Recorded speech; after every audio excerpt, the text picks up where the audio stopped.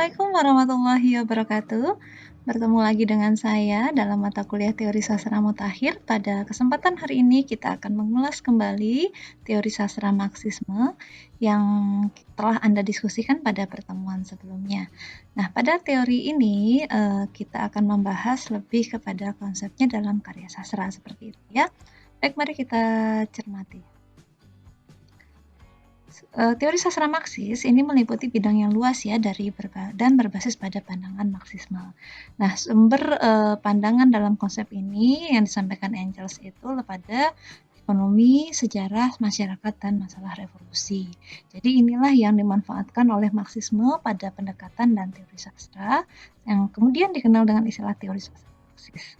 Sejarahnya ini berasal dari sebuah permasalahan hubungan sosial antara budak dan majikan yang dulu dikenal dengan konsep feodal, lalu berubah menjadi bourgeois, kemudian istilahnya muncul lagi kepada kapitalis, praktik-praktik kapitalisme. Kemudian banyaklah pertentangan-pertentangan yang terjadi. Selanjutnya terjadilah kontradiksi antara si kaya dan si miskin, yang kaya menjadi kaya dan miskin menjadi miskin. Kemudian Marx juga beranggapan bahwa dengan menguasai hak milik bersama atas alat produksi akan menghasilkan kemakmuran bersama, lalu konsepnya politik dan instrumen operasional lain, lalu yang disebut dengan sosialisme adalah jalan menuju komunisme. Jadi permasalahan-permasalahan itulah yang menjadi sejarah Marxisme ini hadir.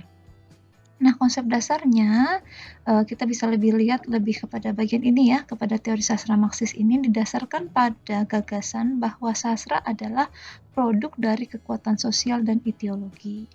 Maka teori Eggleton menegaskan bahwa teks sastra bukan ekspresi ideologi, juga bukan ideologi ekspresi kelas sosial.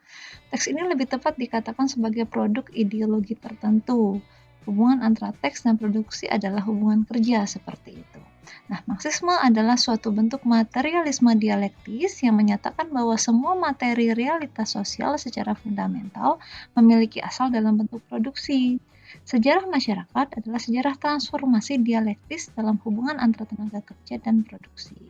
Jadi konsepnya seperti itu, sastra sebagai sebuah teks ini dianggap sebagai produk ideologi tertentu. Nah, itulah yang akan dikaji dengan teori Marxis.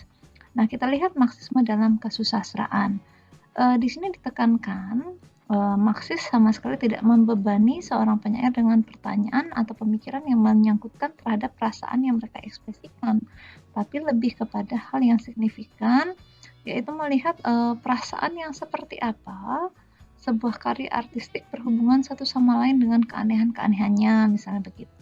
Kondisi sosial apa yang melingkupi pemikiran dan perasaan itu, jadi yang menyebabkan kok misalnya muncul puisi-puisi angkatan sekian ini hadir dengan tema-tema yang tertentu, itu apa kok bisa terjadi pemunculan seperti itu. Kemudian tempat apa yang mereka jajah dalam perkembangan historis masyarakat, misalnya warisan sastra apa yang bermain dalam elaborasi dalam bentuk seni yang baru. Nah, intinya investigasi tersebut dapat menjadi rumit kembali dan mendetail terletak pada peran tambahan yang dijalankan seni dalam proses sosial. Seperti itu. Jadi karya sastra dianggap sebagai produk sosial ya. Jadi dia sebagai sebuah karya seni yang menjalankan sebuah produk sosial. Kita lihat kembali kemudian dalam teori Marxis, pengarang terikat pada beberapa keharusan. Pertama, harus memposisikan dirinya sebagai bagian dari suatu lapisan masyarakat tertentu. Lalu harus membuat karya sastra yang menggambarkan realisme sosial.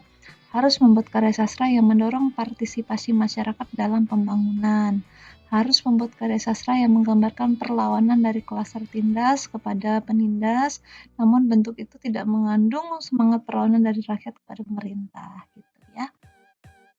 Jadi dapat disimpulkan dalam pemahaman Marxis, teks sastra ditempatkan dalam wilayah ideologis yang sepenuhnya ditentukan oleh struktur ekonomi masyarakat. Perkembangan sastra dipandang sebagai sebuah cermin dari perkembangan struktur ekonomi masyarakat yang digerakkan oleh konflik antar kelas. Maka inilah perlunya jika karya sastra yang Anda baca atau Anda temukan itu membahas hal-hal yang berkaitan dengan ini dapat dikaji menggunakan teori Marxis sehingga Anda bisa membongkar konsep ideologi tadi ya. Siapa tokoh-tokoh teori Marxis yang harus Anda ketahui? Ada Karl Marx, Friedrich Engels, kemudian ada Lenin ya. Nah, bagi Marx, sastra sama dengan gejala-gejala lainnya yang mencerminkan hubungan ekonomi. Lalu menurut Engels, sastra adalah cermin pemantul proses sosial. Kalau Lenin menyatakan bahwa dia menentang pemutusan semua ikatan dengan karya sastra-sastra besar. Jadi dia tidak sepakat dengan yang istilah mendorong ungkapan kekaguman akan karya seni agung dengan istilah-istilah politik. Nah, penilaian Lenin terhadap sastra besar didasarkan pada norma historis dan norma politis langsung. Jadi dialah salah satu orang yang berjasa dalam peletak pandangan kritik sastra Marxis begitu ya. Kita lanjutkan bagaimana Marxisme dalam karya sastra Indonesia yang sudah terjadi itu ada tahun 20-an.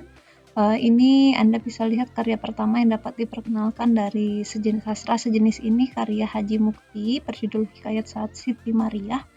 Ini karya yang secara kompleks membahas masalah pertarungan sosial, politik, dan ekonomi dari berbagai lapisan.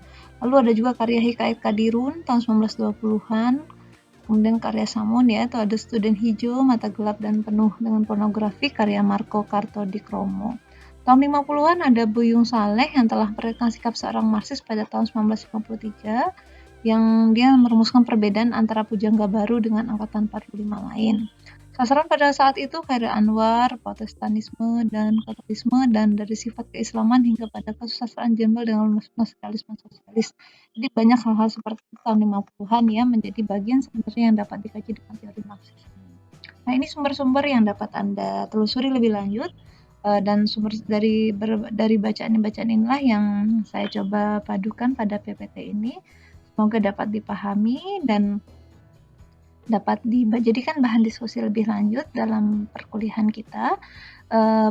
Nanti Anda bisa lanjutkan pada kegiatan di e-learning ya, karena untuk lebih memahami ini kita akan melihat praktik teori Marxis pada sebuah teks sastra untuk menemukan ideologi-ideologi yang termuat di dalam sana yang berkaitan dengan Marxisme. Nah, untuk lebih dipahami, kita akan mengulas lebih lanjut pada karya ilmiah hasil kajian dengan teori Marxisme. Semoga nanti bisa dapat dipahami, karena minggu depan kita akan masuk kepada teori sastra mutakhir aspek 2, yaitu neo-historism. Mungkin itu yang dapat saya sampaikan, mudah-mudahan dapat dipahami. Kita akan berdiskusi pada kesempatan yang lain. Terima kasih banyak atas perhatiannya. Wassalamualaikum warahmatullahi wabarakatuh.